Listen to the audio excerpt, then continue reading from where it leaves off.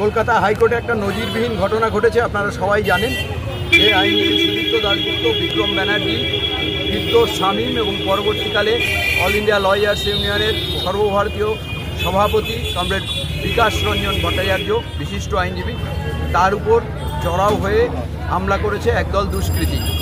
আদালতে সওয়াল জবাব করা এবং ন্যায় প্রতিষ্ঠা করার লড়াই করা আইনজীবীদের এটা একটি সাংবিধানিক অধিকার। এই অধিকারের উপর কোনো রকমের হস্তক্ষেপ আমরা মানছি না, মানব না। বিচার ব্যবস্থার মর্যাদা রক্ষার্থে আমরা আজকে সর্বত্র কালা দিবস পালন করছি।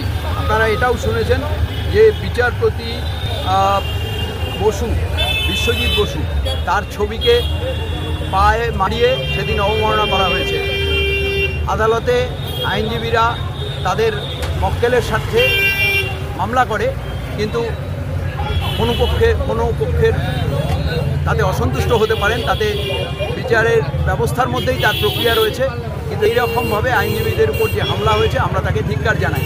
পাশাপাশি এই রাজ্যের নিয়োগ প্রক্রিয়া, শিক্ষক নিয়োগ, তার যে দুর্নীতি, পাহাড় প্রমাণ দুর্নীতি, তার বিরুদ্ধে যারা চাকরি প্রার্থী তাদের হয়ে আইনজীবীরা লড়াই করেছিলেন, সেই লড়াই সুপ্রিম কোর্ট পর্যন্ত গড়িয়েছে এবং তাতে সুপ্রিম কোর্ট নির্দিষ্ট তার ভার্ডিক্ট দিয়েছে।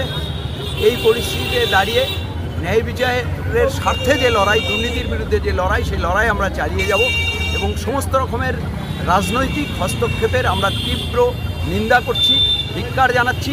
বিচার ব্যবস্থার মর্যাদা রক্ষার্থে অল ইন্ডিয়া লয়ার্স ইউনিয়ন সর্বত্র সরব। নামটা বলতে? আমার নাম Shibtosh Chatterjee, national executive committee member, all India lawyers union, রাজ্যের সহ সম্পাদক।